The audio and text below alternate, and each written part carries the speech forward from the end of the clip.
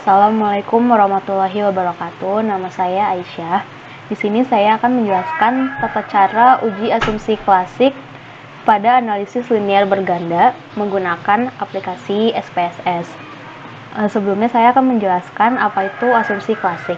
Asumsi klasik adalah syarat-syarat yang harus dipenuhi pada model regresi linear OLS agar model tersebut menjadi valid sebagai alat penduga.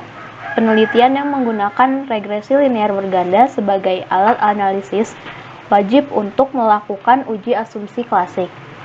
Hal ini dikarenakan regresi linear berganda merupakan jenis regresi linear OLS.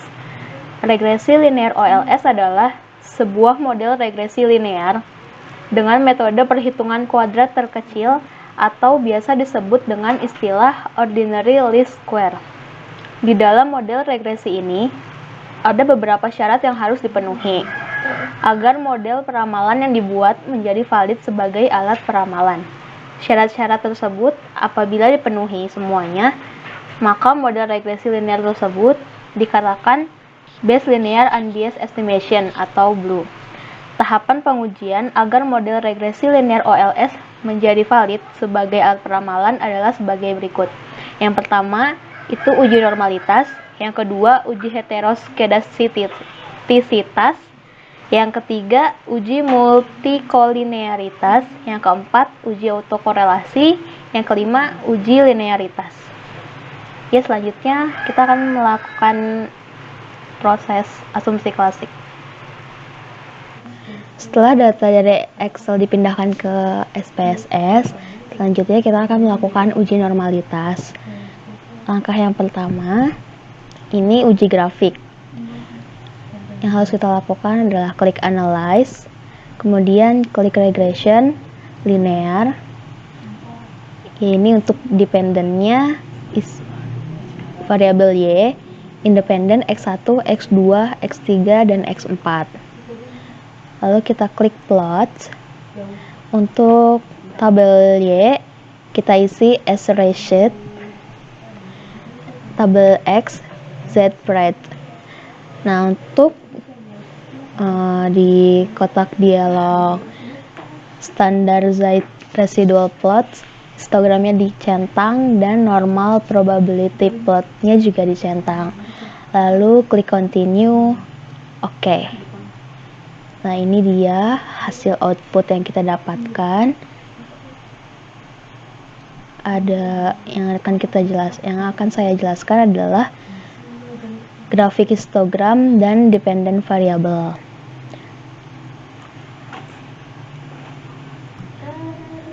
Berdasarkan gambar grafik histogram di atas, dapat ditarik kesimpulan bahwa data berdistribusi normal. Hal ini dapat dilihat dari grafik histogram memberikan pola distribusi yang melenceng ke kanan atau membentuk pola seperti lonceng.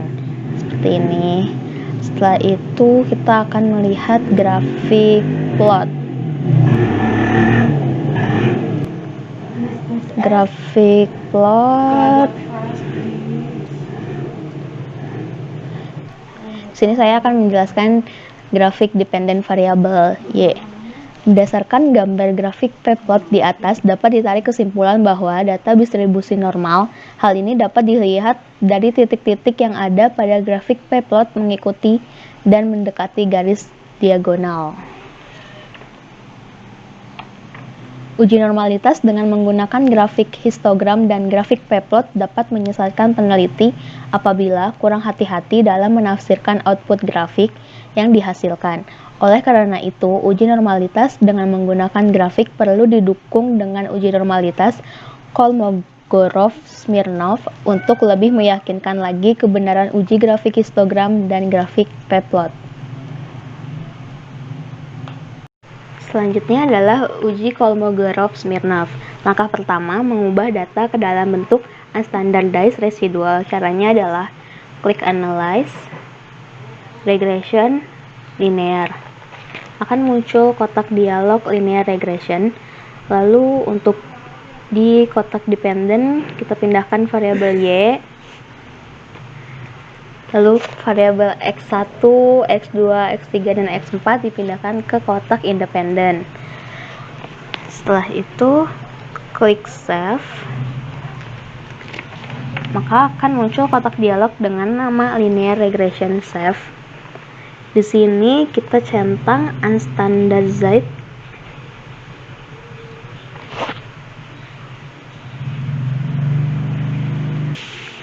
dicentang unstandardized.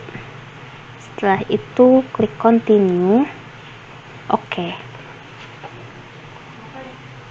Nah,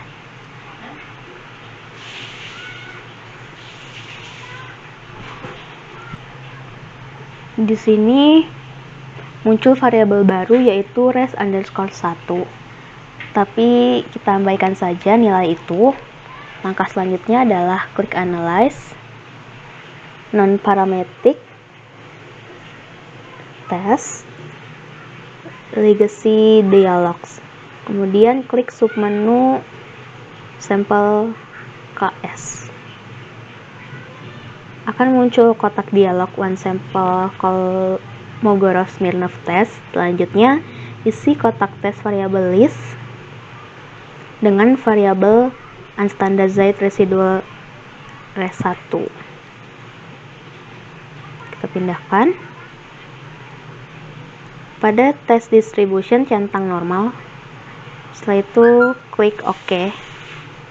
Maka muncul hasil output seperti ini.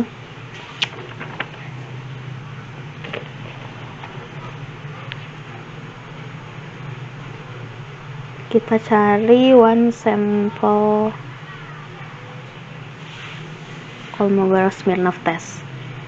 Berdasarkan tabel di atas, interpretasinya adalah jika nilai asymptotic to tail di atas 0,05, maka distribusi data dinyatakan memenuhi asumsi normalitas atau data berdistribusi normal, dan jika nilainya di bawah 0,05 maka diinterpretasikan sebagai tidak normal atau data berdistribusi tidak normal. Dengan demikian, dapat disimpulkan data yang dibahas dalam buku ini memiliki distribusi data yang tidak normal. Ya, di sini ada ini nilainya 0,16, maka ini kurang dari 0. Ini di atas 0,05.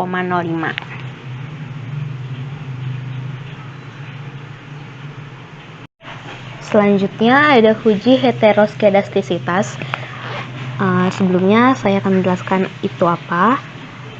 Uji heteroskedastisitas adalah uji yang dilakukan untuk melihat adakah ketidaksamaan varian dari residual untuk semua pengamatan pada model regresi linear.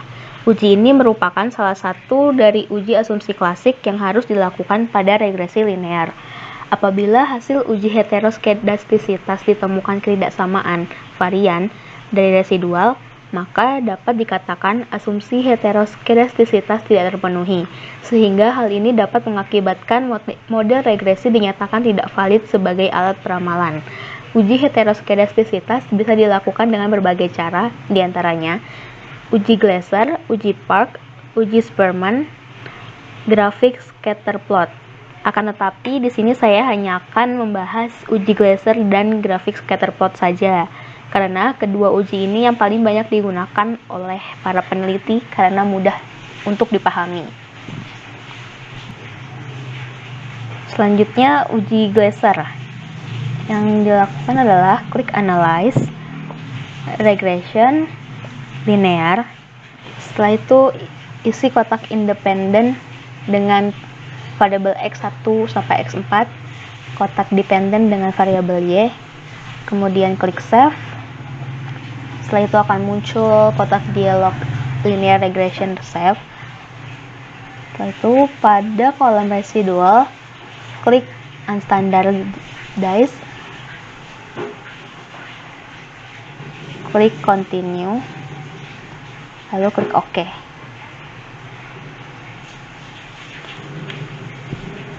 Maka akan muncul variabel baru bernama res_1.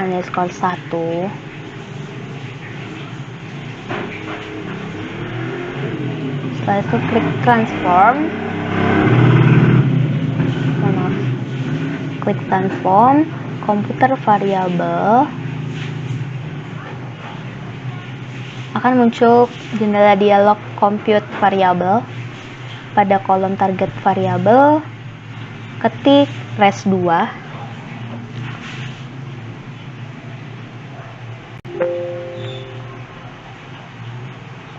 Pada kolom numeric expression, ketik abs underscore res buka kurung res underscore 1 tutup kurung. Kemudian klik OK.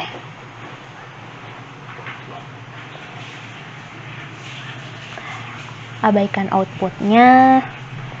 Lalu lihat data view, ada variabel baru yaitu res2. Selanjutnya klik analyze. Kemudian klik regression linear. Pada tabel dependent keluarkan variabel y, lalu ganti dengan res2. Setelah itu klik OK, maka akan menghasilkan output sebagai berikut. Sekarang kita cek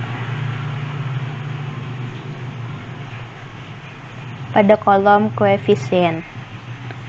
Berdasarkan tabel di atas, kesimpulannya adalah apabila nilai signifikan lebih besar dari 0,05 maka tidak terjadi heteroskedastisitas. Nah, di sini nilai signya tidak mengalami gejala karena nilainya lebih besar dari 0,05.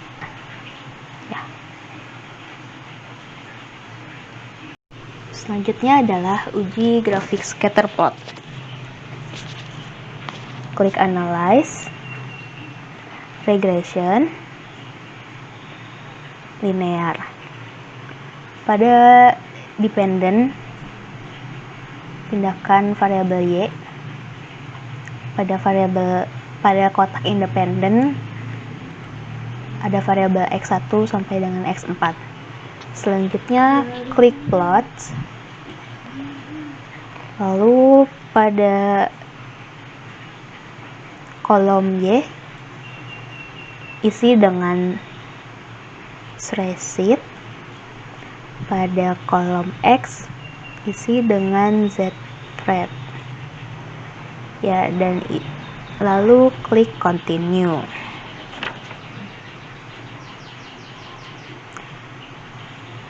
Klik OK. Maka akan muncul grafik scatter plot dependent variable. Pada gambar di atas terlihat titik-titik menyebar secara acak dan tidak membentuk sebuah pola tertentu. Titik-titik juga menyebar baik di atas maupun di bawah angka 0. Dengan demikian dapat disimpulkan model regresi tidak mengalami heteroskedastisitas, sehingga model regresi dinyatakan valid sebagai alat peramalan. Selanjutnya, saya akan menjelaskan uji multikolinearitas. Multikolinearitas adalah sebuah situasi yang menunjukkan adanya korelasi atau hubungan kuat antara dua variabel bebas atau lebih dalam sebuah model regresi berganda.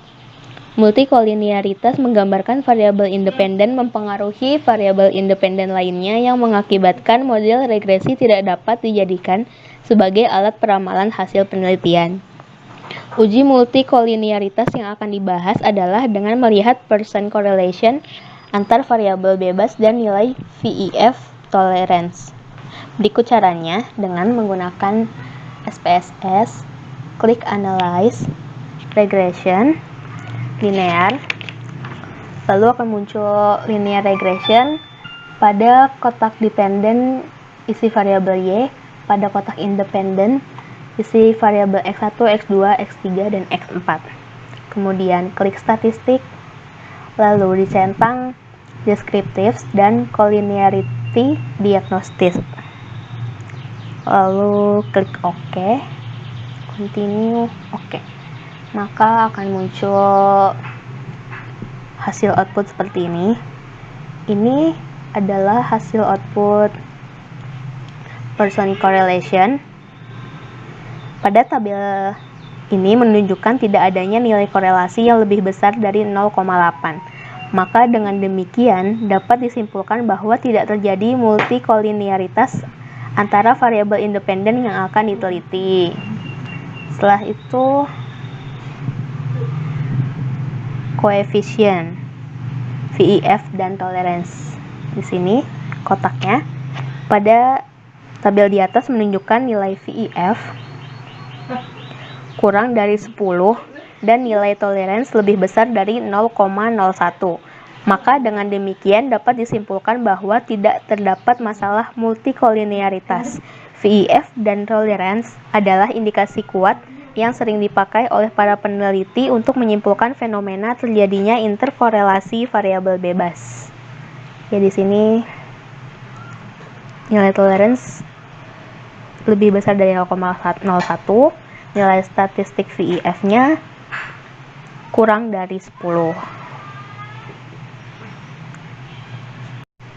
Selanjutnya yang kita lakukan adalah uji hipotesis.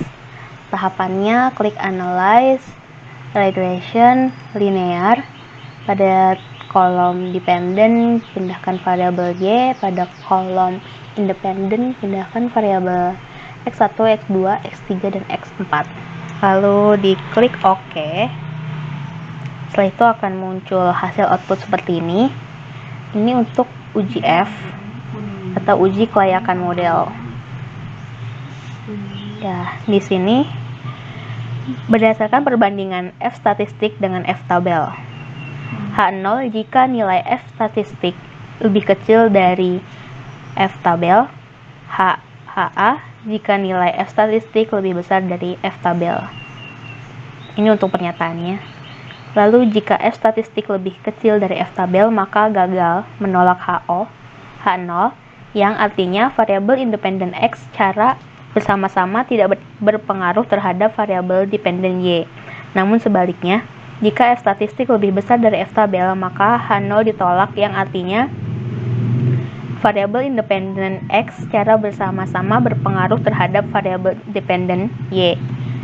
Lalu berdasarkan probabilitas, H0 jika nilai sig lebih besar dari alfa 0,05, HA jika nilai sig lebih kecil dari alfa 0,05.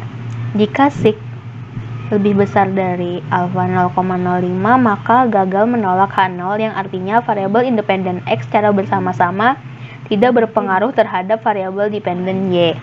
Namun sebaliknya, jika sig lebih kecil dari alfa 0,05, maka H0 ditolak, yang artinya variabel independen X secara bersama-sama berpengaruh terhadap variabel dependen Y.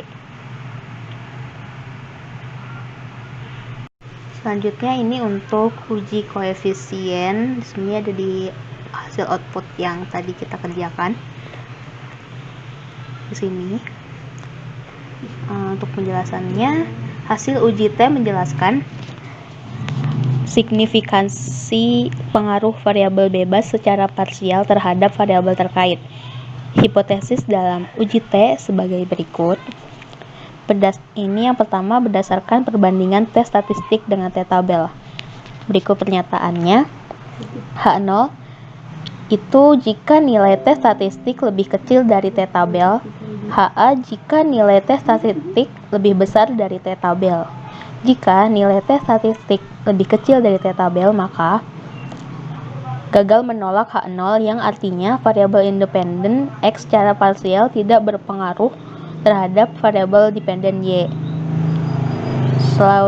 Lalu sebaliknya, jika nilai T statistik lebih besar dari T tabel, maka H0 ditolak, yang artinya variabel independen X secara parsial berpengaruh terhadap variabel dependen Y. Setelah itu, yang kedua berdasarkan probabilitas.